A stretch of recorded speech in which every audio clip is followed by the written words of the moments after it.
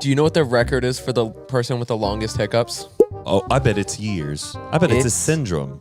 It's insane. Pull up the exact amount. I'm pretty sure it's like 2 years. Have No. hiccups Okay. so Wait. much. Okay. Okay. This is crazy. World record for the longest bout of hiccups belongs to Charles Osborne, who hiccuped for 68 years from 1922 to 1990. During this time, he averaged 20 to 40 hiccups per minute, Oh dear. totaling an estimated 430 million hiccups. Oh wait, he could never probably get a word out. I don't think I would be able to live like that. No. Will you marry Yeah, me? that's how. Yeah, that's probably what it was like.